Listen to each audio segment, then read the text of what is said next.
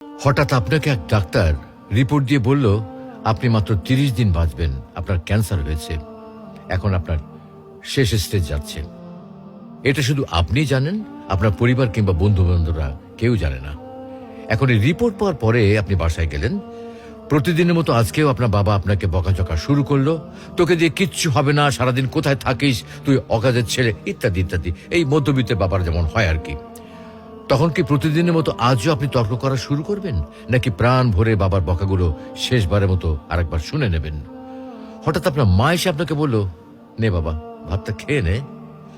আপনার মনে হবে এই বুঝি আপনার মায়ের শেষ হাতের খাওয়া, আপনি আর বাঁচবেন না।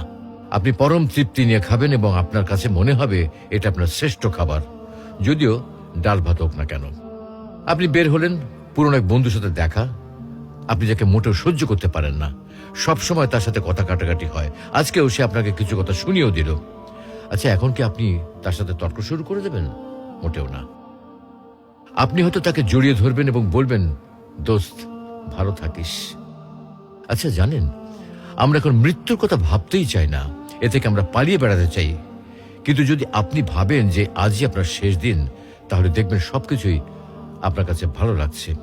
তাই ইগো ছেড়ে দিন, ইনশাল্লাহ আপনার মন ভালো হয়ে যাবে।